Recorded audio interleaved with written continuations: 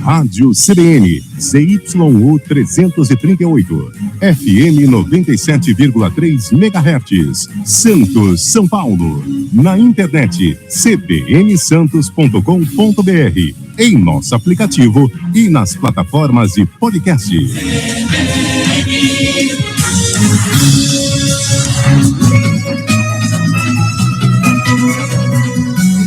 CBN Santos. Apresentação: Douglas Gonçalves. 10h09 no Jornal da CBN. Nós estamos recebendo nos estúdios o Dr. Rogério Merrana. Ele veio correndo da sua casa de campo, inclusive no L ponto aqui do prédio da CBN Santos, para participar do Jornal da CBN. É isso, doutor Rogério? Vai ter gente que vai acreditar. O doutor Rogério é um amigo e lógico que é uma brincadeira. Conversávamos antes de abrir os microfones, eu falei, não, Douglas, eu não viajei, fiquei por aqui mesmo, quietinho, curtindo o carnaval em casa com a esposa. Falei, foi ótimo, melhor impossível, né? Tudo bem, cada um na sua. Mas eu percebi que foi um carnaval tão tranquilo, né, doutor Rogério? Bom dia. Bom dia, Douglas. Bom dia a todos os nossos amigos que nos ouvem, nos acompanham, multiplataformas. Douglas, é um ano corrido para quem trabalha com eleição, no meu caso, então a gente tem que aproveitar todos os segundos que a gente tem no ano para dar uma descansada, porque depois a gente não consegue ter muito tempo para descansar, não, principalmente no segundo semestre. Então fiquei em casa, confesso que não sei se foi bagunçado ou não, porque da janela para dentro estava super tranquilo. Que bom. Agora, deu para descansar um pouco, para mim foi bom, então não posso reclamar. O fato de Santos, desde 2016, ter antecipado o carnaval em uma semana, isso faz com que durante o carnaval em Santos, você vê um ou outro bloco, entendeu? Ou de repente o carnabonde, mas nada tão assim movimentado. E de fato eu percebi a cidade tranquila, sem nenhum tipo de movimentação. Se comparado às demais cidades, tudo bem, São Paulo nem tem como comparar, mas outros municípios, né? E isso acaba trazendo um perfil de tranquilidade. O próprio prefeito às vezes é criticado, inclusive o atual deputado Paulo Alexandre, à época prefeito, que ele fez essa mudança, mas eu não tenho nenhuma procuração, mas isso foi feito através, inclusive, de um pedido da Liga das Escolas de Samba, porque muitos carnavalescos querem e participam do Carnaval de São Paulo e do Rio e não conseguiriam se fosse aqui em Santos, né? O desfile das escolas de samba de Santos, eu me lembro do meu pai falar que sempre foi muito bem visto no Brasil inteiro. O segundo maior do Brasil. Exatamente, já foi maior que o de São Paulo. Perfeito. Então, acho que até para manter essa tradição e reconhecendo que é difícil competir com os outros dois, por que não botar em outra data? Para mim, pelo menos, que não sou um sambista, que não me parece razoável, né? É lógico, e sabe que as pessoas às vezes não compreendem. Eu não sou carnavalesco, nem o doutor Rogério, mas é simples. O carnaval de Santos era tão grande e concorrido que ele não tinha mais por onde se expandir, a não ser onde? São Paulo. Que São Paulo acabou tendo uma disputa, acho que natural e saudável, com o Rio de Janeiro. E houve até uma acomodação, ou seja, sexta e sábado, o desfile é de São Paulo, né? Domingo, segunda e terça no Rio de Janeiro. Então, ou seja, para que hajam esses dias e haja competição. Para quem gosta, é um prato cheio, né? E aí a gente agora aguarda só os resultados das escolas de samba, mas esse primeiro tema, que está dando muito pano para manga, falando popularmente, é que o presidente Lula foi homenageado domingo agora no desfile da Acadêmicos de Niterói, que abriu as apresentações do grupo especial das escolas de samba do Rio. O enredo trouxe referências a diferentes momentos da história política recente do país, incluindo citações ao ex-presidente Michel Temer e uma representação do ex-presidente Bolsonaro como Bozo, o que gerou reação de parlamentares da oposição. Com o título, abre aspas, do alto do Mulungu surge a esperança, Lula, o operário do Brasil, fecha aspas. A escola apresentou um desfile que percorreu a trajetória de Lula desde a infância em Garanhuns, Pernambuco, no agreste pernambucano, passando pela mudança para São Paulo. a atuação como líder sindical no ABC Paulista e a chegada ao Palácio do Planalto. Aqui, só nesse tema, eu poderia aqui desmembrá-los em vários temas para que o doutor Rogério Merrana possa explicar e comentar com os amigos da CBN Santos. O primeiro deles, houve alguma provocação com relação à legislação eleitoral? Lembrando que não estamos em período eleitoral, doutor Rogério. Douglas, quem está nos acompanhando, primeiro temos que estabelecer um pressuposto aqui. A minha opinião política é irrelevante. Acho que se eu fui convidado por vocês para estar aqui, é pelo meu conhecimento jurídico, pelo fato de eu ser professor da matéria, e eu imagino que eu tenho capacidade de analisar o direito e explicar para quem está ouvindo, formar a própria opinião. Até porque o direito, como qualquer ciência humana, é um pouco controverso, permite interpretações. Então, na verdade verdadeira, a conclusão final a gente vai saber o dia que e se o TSE julgar. Até lá a gente tem opiniões jurídicas sobre o mesmo tema e é isso que eu vou apresentar aqui. Primeira coisa que eu tenho visto muito é as pessoas fazerem uma relação. Isso é uma pré-campanha porque estamos em ano eleitoral. E aí eu gostaria de chamar a atenção de quem está nos acompanhando que o fato de ser ou não ser ano eleitoral é irrelevante para a pré-campanha. Não é um dos elementos que faz a gente analisar se estamos diante de uma pré-campanha ou não. O que a legislação coloca como elemento para avaliar se é uma pré-campanha ou não é a existência do pedido de voto. Então, o que a gente precisaria fazer nesse caso? Destrinchar o enredo, destrinchar o samba, destrinchar a apresentação para ver se há ou não há um pedido de voto. A legislação é um pouco mais rígida, tá, Douglas? Ela fala em pedido explícito de voto. A jurisprudência já transformou esse explícito em outras coisas que não são tão explícitas assim. Mas o fato é que se a gente não encontrar o pedido de voto, aí não tem uma pré-campanha, então não teria um ilícito eleitoral. Outra coisa que se fala também é dos possíveis abusos, ou seja, condutas que extrapolam os limites da regularidade para beneficiar uma campanha. Quanto aos abusos, e sendo bem objetivo, o ato foi feito por uma entidade privada, que é a escola de samba. Ela utilizou o dinheiro público na mesma medida que todas utilizam. Então, com os elementos que nós temos hoje, com os elementos de prova que nós temos hoje, não me parece ter ocorrido um abuso. Quer dizer que não pode ter ocorrido? Quer dizer que nós não temos elementos de provas em sentido contrário. Porque quem está nos ouvindo pode pensar assim, não, mas eu sei que. Bom, o saber que para o direito não é suficiente. Para o direito precisa da prova. Então, eu sei que isso foi feito a mando de fulano. Então, se não tiver a prova de que foi feito a mando de fulano, não tem como caracterizar como um abuso. Mas o dinheiro só foi transferido por quê? Precisa ter a prova disso, a gente pode caracterizar com abuso. Agora, só para a gente mas para eu dar um pitaco nesse ponto, que é uma coisa que a mim, porque sabendo que ia ser perguntado, não assisti o desfile, fui assistir lá os melhores momentos, para entender até para poder comentar para quem está nos ouvindo. Uma coisa que me incomodou um pouco, que me parece que tem um indício de irregularidade eleitoral e que eu não vi ninguém falando, é que da mesma forma que a escola de samba não poderia, e salvo o melhor juízo, não acho que tenha feito, mas não poderia pedir voto ao presidente Lula, falar, vota nele, ele é melhor. Ela também não poderia pedir não voto, ou seja, dizer ao eleitor não vote em alguém. Quando você diz ao eleitor, antes da eleição, não vote em alguém, isso significa pedido de não voto. E isso também é propaganda eleitoral antecipada. Pode ser numa ação eleitoral. E é uma propaganda eleitoral antecipada da modalidade negativa. Não vote em fulano. E me parece, salvo o melhor juízo, se fossem meus clientes, que há ali um pedido de não voto ao presidente Michel Temer e muito provavelmente também um pedido de não voto ao ex-presidente Bolsonaro. O enredo usa uma duplicidade de expressão, fala não temer, sem temer, sem mitos, e isso tudo somado, principalmente aquele carro abre alas, me parece que esse era um ponto que a Justiça Eleitoral deveria olhar, mas assim, só para quem está nos ouvindo, para a gente poder finalizar, a Justiça Eleitoral não sai olhando as coisas. Alguém precisa entrar com ação, tem 11 ações no TSE, ações que pediram liminares que foram negadas, e essas ações vão ser julgadas. Só que até agora eu não vi ninguém questionar esse ponto que eu estou levantando aqui. Levantar que isso foi um pedido de não voto para 2 situações. Doutor Rogério, o senhor, como sempre, cirúrgico na sua análise, e eu quero aqui popularizar esse tema.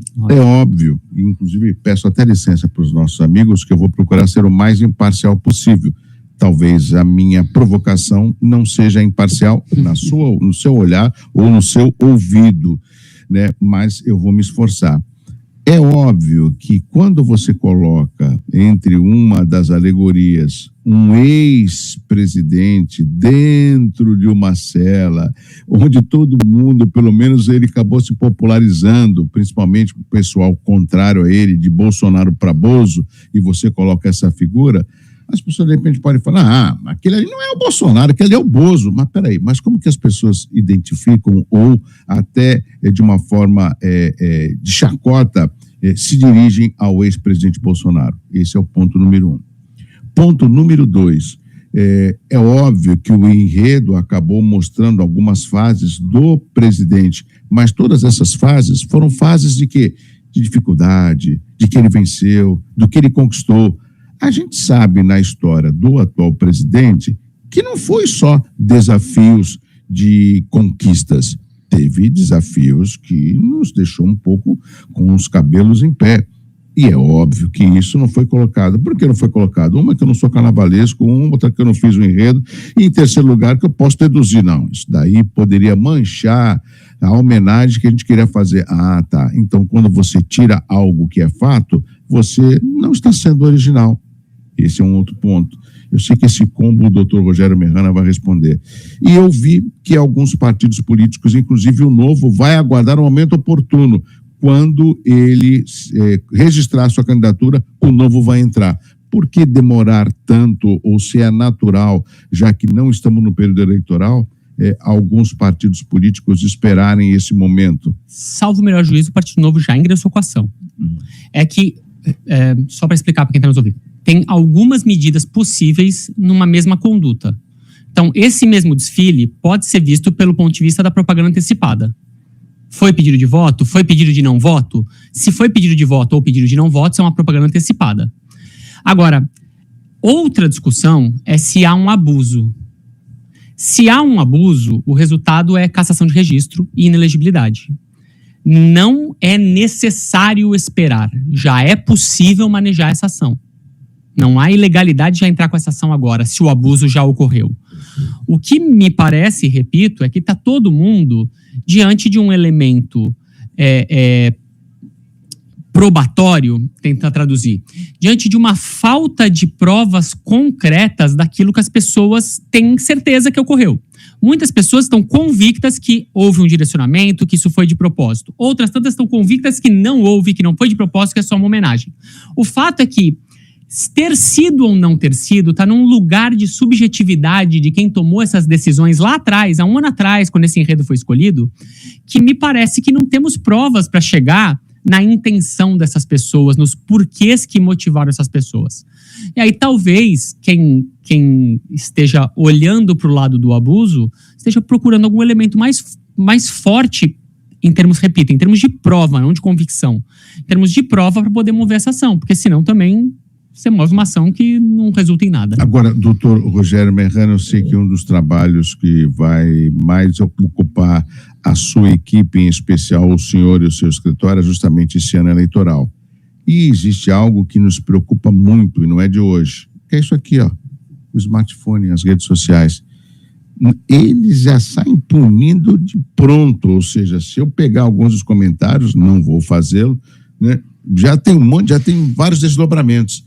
E isso me preocupa porque quando você lança uma notícia, ela precisa ser apurada, a gente tem que verificar a legislação, a gente não pode já resolver, ter um resultado concreto de um fato sem antes passar pelos nossos órgãos.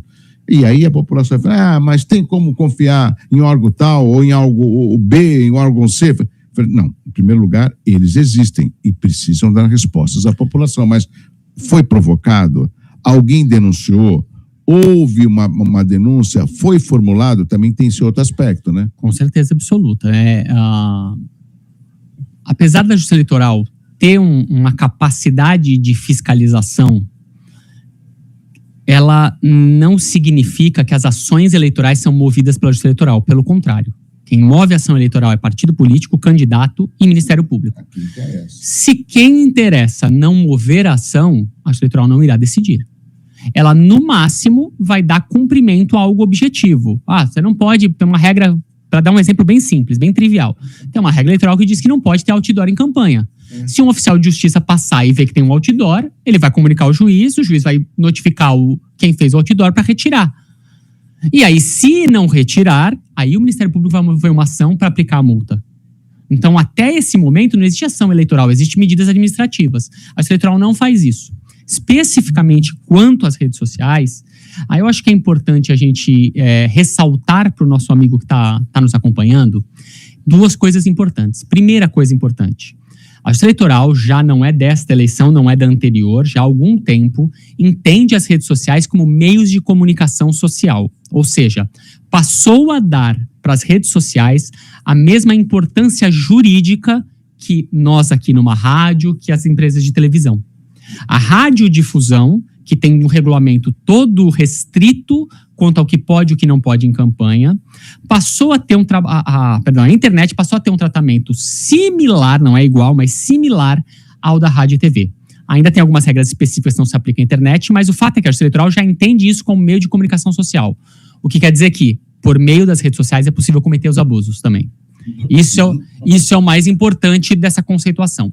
E segunda coisa que também é consolidado, mas o eleitor não costuma enxergar desta forma, que é, redes sociais não significam conversa de bar. Redes sociais são meios de comunicação.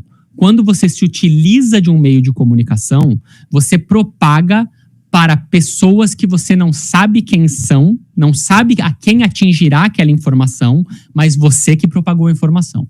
Então, todo mundo que utiliza as redes sociais para comentar, para compartilhar, para dar uma notícia, ainda que se verdadeiro ou não é uma outra história, está assumindo para si a responsabilidade daquela informação. Por isso que é possível responsabilizar alguém que só compartilhou uma informação falsa. Esse só entre aspas. Porque a partir do momento que você é o protagonista da disseminação e a rede social tem regramento legal, a partir desse momento você atrai, enquanto indivíduo, para você a responsabilidade de se comunicar. Eu tenho 4 minutos para chamar o repórter CBN, mas dá tempo de esgotar este tema. Por exemplo, eu vi, não vem ao caso, a publicidade a esses perfis, mas eu vi que fizeram um enredo que não é o mesmo do lado oposto, ou seja, colocando no enredo, colocando na imagem, no Instagram, o desfile, como ocorreu, entendeu? Isso é real, mas um enredo diferente, fazendo citações do que o presidente já foi preso, de operações, enfim, tudo mais, ou seja, como se fosse um contraponto daquilo que foi exibido. Ou seja, nesse caso, será que é possível saber quem foi o autor? Saber quem foi o autor, principalmente a Polícia Federal, que é quem atua junto à Justiça Eleitoral, como suporte à Justiça Eleitoral, porque a Justiça Eleitoral não tem uma polícia própria, ela tem mecanismos de descobrir se isso for um ilícito. Porque da mesma forma que eu disse aqui agora há pouco, olha, a gente precisa olhar para o enredo, para a somatória do samba, como que foi apresentado na avenida, para ver se aquilo ali é um pedido de voto, da mesma forma a gente vai precisar olhar este material com cautela para ver se isso é um pedido de não voto. Se for um pedido de não voto, aí vai ser uma propaganda antecipada e irregular, da mesma forma que eu disse aqui, que talvez tenha sido enredo para o ex-presidente Michel Temer e para o ex-presidente Bolsonaro.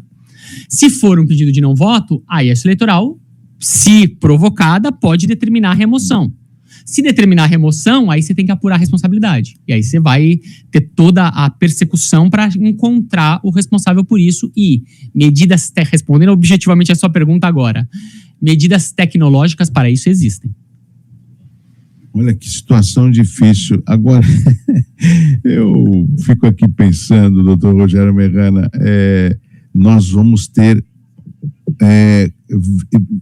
essa praticamente polarização vitaminada em 2026, porque isto, a meu ver, depois desse desfile, só acende mais a polarização. Eu tenho a impressão, Douglas, aí quem está me ouvindo entenda que não é mais o advogado comentando, tá bom? Total liberdade em comentar. Não aqui. é mais o advogado comentando. Eu tenho a impressão que nenhuma alma brasileira mudou de opinião por conta desse desfile. Quem era a favor continua a favor, quem era contra continua contra, quem não estava nem aí continua nem aí. Mesmo as famílias que até então tinham um perfil mais para a esquerda, quando vê ali a família em conserva, será que isso não incomodou uma parcela? Eu tenho a impressão de que isso não vai afetar nada. Muitos tiraram por até... hora, sim. Eu tenho a impressão que por hora o que está acontecendo é os grupos se reunirem. Quem está de um lado se uniu em quem está de um lado e quem está do outro lado se uniu em quem está de outro lado. Obviamente que isso será usado ao longo dos próximos 7, 8 meses. Então isso ainda pode gerar outros efeitos ao longo do tempo. Talvez esse efeito que você começou a identificar e eu ainda não identifiquei, talvez ele venha a acontecer mesmo. Mas por hora o que me parece de redes sociais é só que as bolhas estão se fechando em torno delas mesmas. Aliás, quem comentou que isso aconteceria publicamente foi o ex-marqueteiro do próprio PT, o João Santana, ele fez exatamente esse comentário, que isso aqui vai acontecer, vai fazer fechar as bolhas, e me parece que pelo menos por hora é isso que está fazendo. Então quem é contra, quem é a favor, esses grupos são mais fechados, acirra a polarização, aí você acertou ali com precisão, acirra a polarização, e isso vai ser levado para a eleição. Esses temas serão levados para a eleição. Agora, que a direita defende o que a esquerda chama de família conservadora, que a direita chama de família tradicional, isso já estava estabelecido.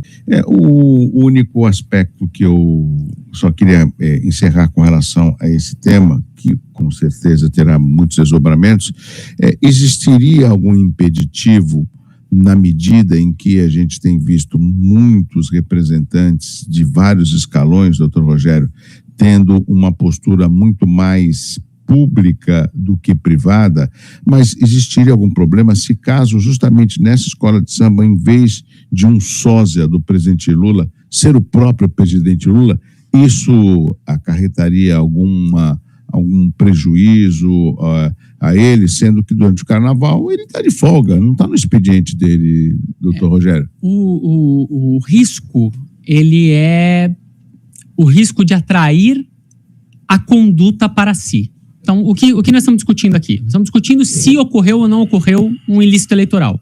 Se aconteceu ou não aconteceu um pedido de voto no momento que a lei não permite pedir voto ainda. O fato é que até que se mostre um vídeo, um áudio do presidente Lula pedindo para a escola de samba fazer isso, não tem nenhuma vinculação objetiva, documental, com prova do presidente Lula com qualquer coisa que aconteceu na avenida.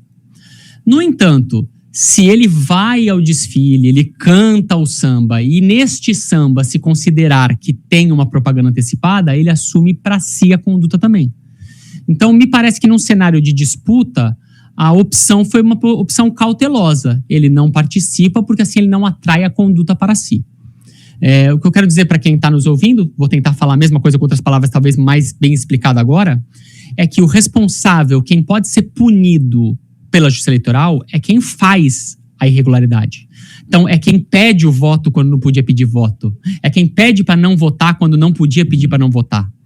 E até segunda ordem, quem cometeu qualquer ato desse, se cometeu, foi a escola de samba, o presidente, o carnavalesco, o sambista, e não o presidente da República, que até segunda ordem, até que se tenha uma prova em contrário, não tem uma vinculação direta ou objetiva com a decisão da escola de samba.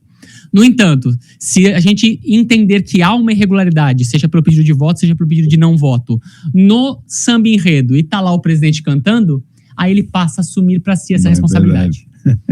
É verdade. Olha só, são muitos temas que a gente precisaria ter uma atenção especial para poder desmembrar aquilo que pode e aquilo que não pode. Mas vamos aguardar que esse tema, a gente com certeza vai voltar a retomá-lo com ele.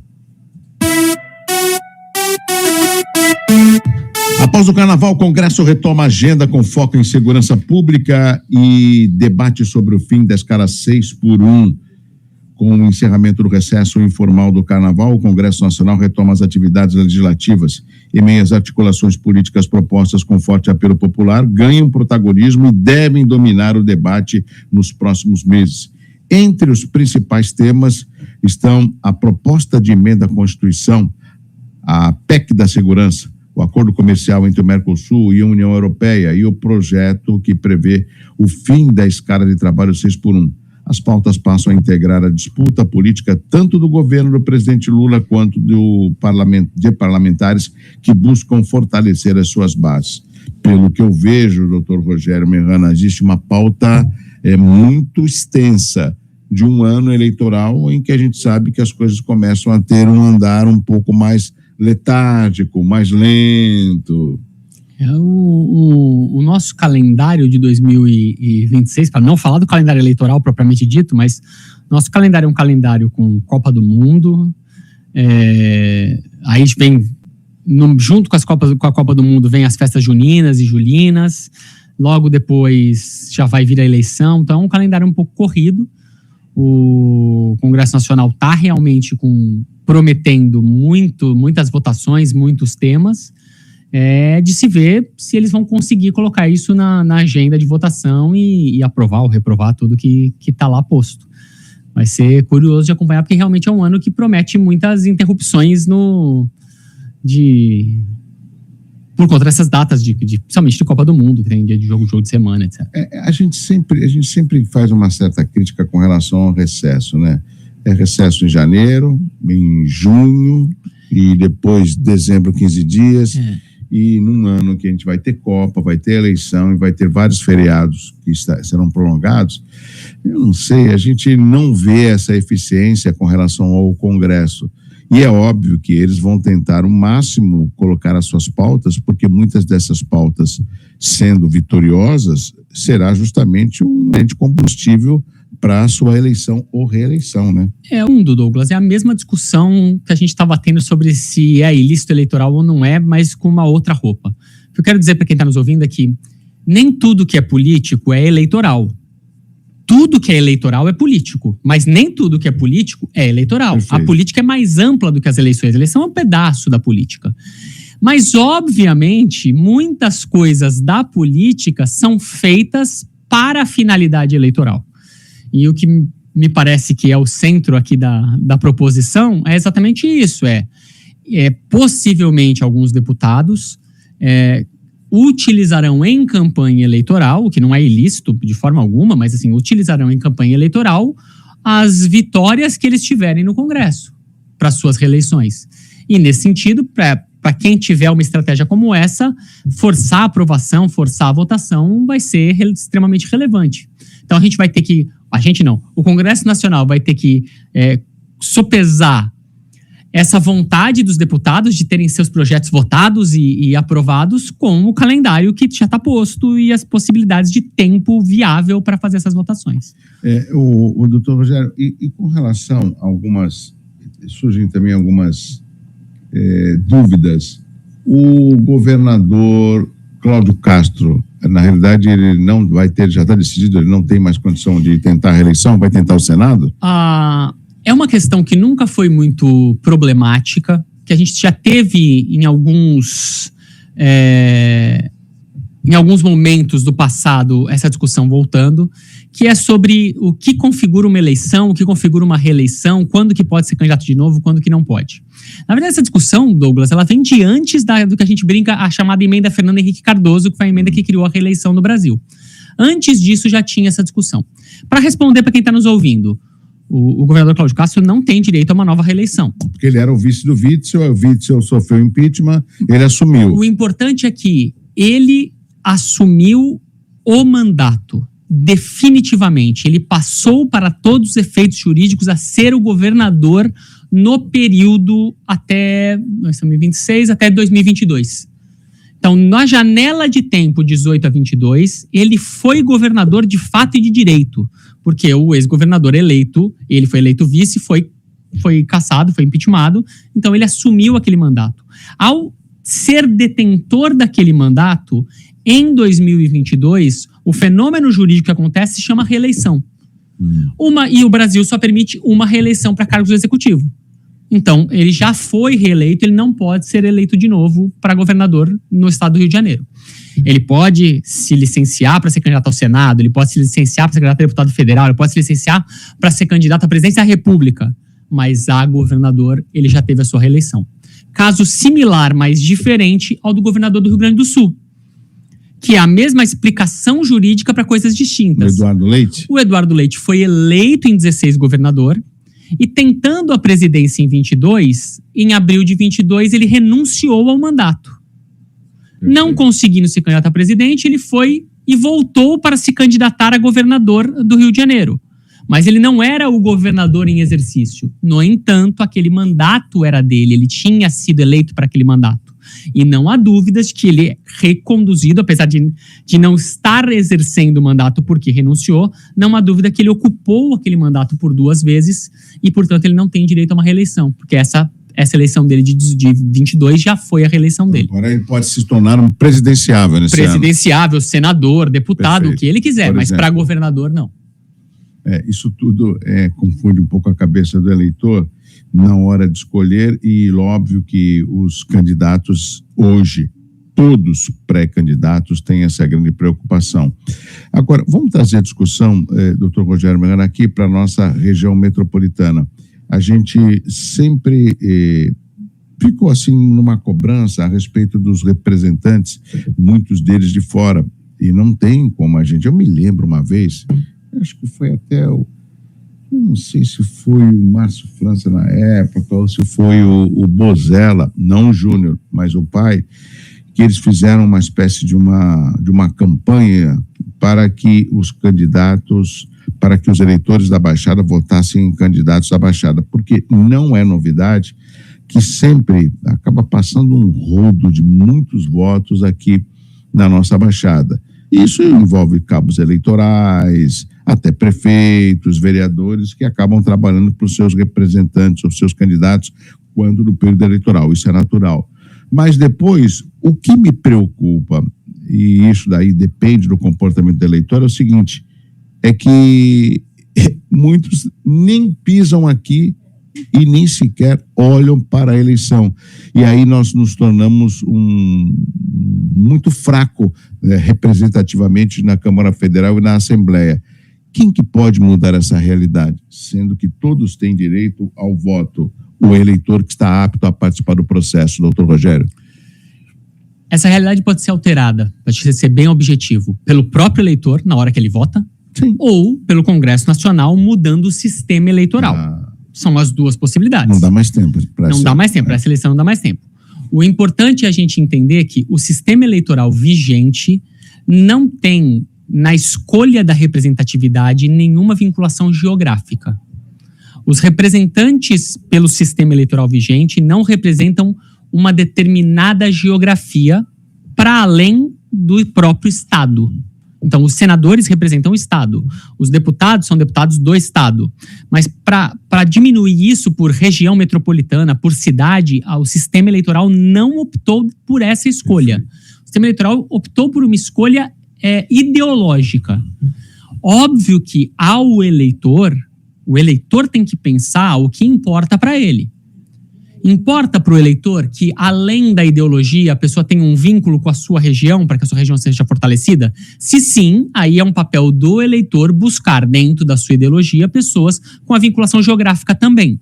Mas o sistema eleitoral não impõe isso. Por isso que eu comecei dizendo que o eleitor pode mudar essa realidade se ele entender que tem que mudar essa realidade. Se ele olhar e falar, olha, realmente minha região aqui tá pouco prestigiada e eu preciso que ela tenha mais força, então vou votar em pessoas da região. Mas, não sendo o eleitor, só uma alteração de sistema, o que para essa eleição não dá mais. Você sabe, eu não sei, aproximadamente eu até sei, mas eu tenho certeza que o doutor Rogério sabe mais precisamente do que eu. Pela quantidade de eleitores nas nossas 9 cidades da região, nós conseguiremos, no máximo, eleger quantos estaduais e federais? Só para a gente traçar um paralelo com relação a hoje. Hoje nós temos 5 estaduais e temos 3 federais. Quantos se todos os eleitores focassem nos candidatos da região, quantos que a gente conseguiria no máximo? Vamos lá, aproximadamente. Eu estou tentando puxar aqui pela memória, porque para a gente poder fazer esse cálculo, a gente precisaria ter cravado o número do quociente eleitoral. Bom, é verdade. Que é basicamente assim, você pega o total do eleitorado do estado e divide pelo número de cadeiras em disputa. Então, eu não sei qual é o total do eleitorado do estado de São Paulo, mas teria que dividir esse número pelas 70 vagas em disputa para a Câmara Federal e pelas 100 e não lembro quantas na Assembleia Legislativa. Não, na Assembleia são 94. Não chega a 100? Na Assembleia, não. Então, 94. Me perdoe quem está nos ouvindo. Aí precisaria fazer para fazer essa matemática. Aí a gente teria a proporção exata de votos que elege um deputado, que é o que a gente chama de quociente eleitoral. Se eu não tiver enganado, o quociente eleitoral na última eleição para deputado girou em torno de 150, 160 mil votos. 94 para deputado federal. Na Assembleia. Na Assembleia. 94, isso. Então, se eu não tiver enganado, para deputado federal, o quociente eleitoral girou em torno de 150, 160 mil votos. Quociente eleitoral não é o número de votos que o candidato teve para ser eleito. É outra forma de cálculo. É um número total de votos complexo. muito complexo. Não vale a pena. Não, definitivamente não vale. Mas assim, só uma matemática de quantos votos que o partido precisa ter para fazer um deputado. Então, se eu não me engano, foi 150, 160 mil para deputado federal e para deputado estadual é sempre menos, deve ter sido em torno de 110, 120 mil. Se a gente pensar que, se eu não estiver enganado novamente, a Baixada Santista deve ter em torno de que, Douglas, hoje? 1,5 milhão, 2 milhões? De habitantes? De habitantes. Aí, não sei quanto que daria de eleitores nisso. Talvez deva dar 1,5 milhão de eleitores, porque nós temos os menores de 16 anos que não votam. Então, me parece aí que a gente estaria falando em aproximadamente 8 deputados federais e até 10 deputados estaduais. Mais ou menos, aqui foi um cálculo de cabeça, me perdoem que não é o meu forte. Não, mas é algo aproximado. Talvez uma ou duas cadeiras a mais, ou o inverso, é como se fosse uma margem de erro de uma pesquisa eleitoral. Exatamente. Entendeu? Mas olha só como é significativo. O curioso para mim, e aqui saio do papel do advogado e volto para o papel do cidadão, o curioso para mim é perceber que para a população não parece ser tão relevante a pessoa ser próxima geograficamente, o candidato dela ser próximo geograficamente dela. Isso que me chama mais atenção, porque é uma coisa que, ao pensar sobre o assunto, soaria natural. Não, qual é o natural? O natural é você votar no cara que está do teu lado, o cara que você conhece melhor. Mas talvez, porque a gente conhece melhor, seja algum problema, santo de casa não faz milagre, como dizem, né? Então, não sei. Talvez a minha comparação seja até pequena ou desproporcional, mas é o que me vem à cabeça. O que a gente fazia há um tempo atrás? Poxa, eu tô com vontade de comer aquele bife à parmegiana com frito. Vamos no restaurante tal em São Paulo, que aqui não vou fazer publicidade. Depois eu falo qual que é. A gente sabe que ali tem um lugar... é sensacional. Mas hoje você não precisa ir para São Paulo. Você tem aqui bons restaurantes com belos cardápios, entendeu? Excelente serviço, por exemplo. Então, o que o doutor Rogério falou é algo que me preocupa. Óbvio, a legislação permite, mas a gente se enfraquece quando nós não temos uma representatividade significativa, segundo algumas demandas da nossa região, que não são poucas, são muitas. E aí a gente vê, por exemplo, hoje, desculpa, eu tenho que falar aquilo que é real. Você tem a deputada Rosana Vale, que não conversa com o governo federal. Você tem o delegado da Cunha, que flerta com o governo federal, até porque o partido dele está e não está no governo, que é o Progressistas. Mas no momento eu não vejo muita atuação dele com relação das demandas da região. A gente inclusive já até agendou a participação dele aqui algumas vezes, mas não conseguimos casar a agenda. A gente vê o João Cury, que é o suplente do Mourão, que é uma pessoa que trabalha na Prefeitura de São Paulo, ligado ao interior. Raramente eu vi aqui, já chegamos a entrevistar umas 2 vezes, sumiu. Nós temos o deputado Paulo Alexandre, que a gente sabe que está em tudo, frente parlamentar dos portos e aeroportos, está em vários eventos, ou seja, eu vejo uma atuação do deputado Paulo Alexandre muito mais presente com relação aos temas. E mesmo assim, a gente vê que essa representatividade, ela é pouca se comparado à importância da nossa região. Vou fazer um contraponto. Semana passada, quem conversou com a gente aqui foi o prefeito César Nascimento, que ele foi em Cubatão junto com o Herbert Passos, do presidente do Sindicato dos Químicos, e eles conseguiram, através de um projeto de lei, onde o deputado Paulo Latino está presente e o Carlos Zaratini também, que é o relator, uma redução de INSS, de CONFINS, ou seja, para ajudar as indústrias petroquímicas do Brasil. Foi um ganho. E olha só estava lá o prefeito de Cubatão. Cadê o Condesb, Rogério Merrana? Doutor Rogério Merrana? É complexo. O que eu posso dizer para quem está nos ouvindo é que, até para chamar a atenção, para você poder tomar sua decisão com calma aí,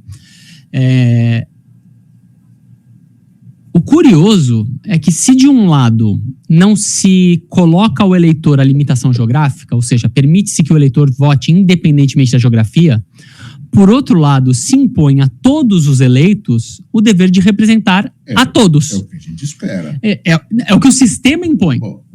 Então, o sistema impõe que, independentemente de quem são os eleitos, todos eles representam a todos.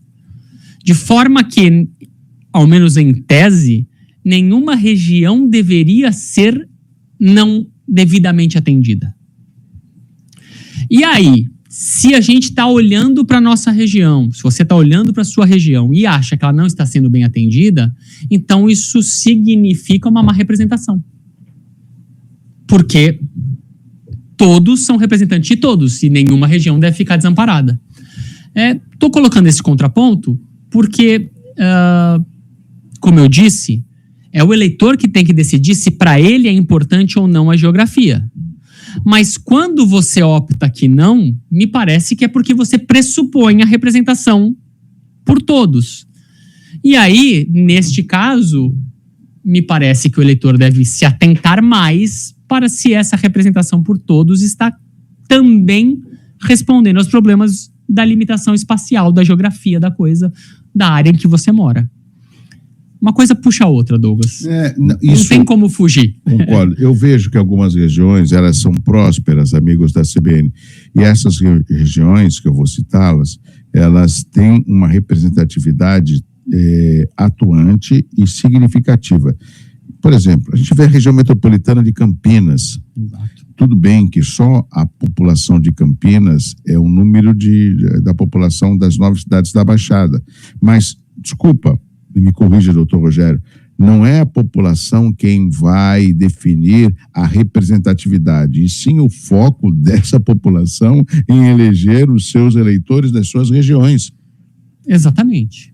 Quer dizer, as pessoas reclamam muito, Douglas, pelo menos é o que eu percebo, do descompasso do representante com o representado, do eleito com a população, do político com a população. As pessoas acham que, via de regra, tendem a achar que os políticos não fazem o que elas gostariam que fizessem. E aí, eu sempre pergunto, tá, mas como você está cobrando? Como é que você está cobrando o seu político para ele poder reagir? E geralmente a resposta é não cobra. E como é que você vai cobrar se você não sabe nem como entrar em contato com ele? Então, a questão geográfica, e aí não estou defendendo o que é importante ou não, repito, essa escolha é sua, mas a questão geográfica seria um facilitador para isso. Em tese, a pessoa está próxima de você para você poder reclamar, para você poder cobrar. E aí o eleitor precisa ponderar se isso é pertinente ou não. Doutor Rogério Merrana, um último tema. Tem um vereador de Praia Grande, o vereador Diego Gomes Vieira, do PRD da cidade de Praia Grande, é investigado por oferecer dinheiro, inclusive a uma menor de idade, e isso está causando uma grande preocupação. Ele já utilizou as redes sociais, está sendo acusado. Ele é investigado por uma suspeita de oferecer dinheiro e presentes a 2 menores de 15 e 16 anos. E, de acordo com a Secretaria da Segurança Pública, o caso é investigado como suspeita de exploração sexual por meio de redes sociais. O senhor ficou sabendo desse caso? Eu, por notícia, sim. Assumir a vida pública significa se sujeitar ao escrutínio popular, tanto na eleição quanto fora dela. Assumir um cargo público significa permitir ser investigado diante de uma acusação. Qualquer acusação de qualquer agente público tem que ser investigada. Eu não tenho condições de adentrar ao mérito da coisa, primeiro porque não é minha área de atuação direito criminal, segundo porque não tenho os detalhes do caso, que ao que se mostra pela imprensa é grave e precisa ser investigado pela gravidade, mas volto para o que eu estava dizendo, mesmo os casos que não são tão graves, tão chamativos, que não atraem tanta atenção, o agente público se coloca na posição de onde ele precisa permitir ser investigado toda vez que surge uma denúncia. É isso que a representação política impõe, é isso que a democracia espera e é isso que a sociedade quer dos seus representantes. É isso, nós estamos vivendo um momento delicadíssimo, doutor Rogério, não só por essas suspeitas, essas investigações, mas alguns casos concretos e que nos preocupa muito. A gente sabe que, no mínimo, o representante, ele foi outorgado a ele, através do eleitor, essa grande responsabilidade. E ele precisa saber zelar por ela, até porque ele está vereador, ele não é vereador, ele está cumprindo o mandato. E a investigação é um direito do investigado, porque ele tem que ter o direito de se defender e de demonstrar, inclusive, se for o caso, que ele é inocente. Então, a investigação, a princípio, não faz mal a ninguém. Pelo contrário, o que a gente precisa é achar a realidade dos fatos para que todos possam saber se há erro, que seja punido, se não há erro, que seja declarado que não há. Alguns vereadores, ou melhor, alguns prefeitos se preocupam quando da instalação de uma comissão especial de inquérito e alguns parlamentares, algumas CPIs. Mas eu tenho a seguinte visão, é para esclarecer, para explicar, para encontrar, de repente chega a um lugar nenhum, como é o caso daquela CPI que teve com relação a Covaxin, que o governo federal, na época do ex-presidente Bolsonaro, não comprou. Chegaram à conclusão, compraram, não comprou. Foi instalado para verificar isso. Pronto, resolvido. Obrigado, doutor Rogério Mehanna, pela sua participação. Você vai voltar mais vezes, não se esqueça, hein? Obrigado, eu estou à disposição.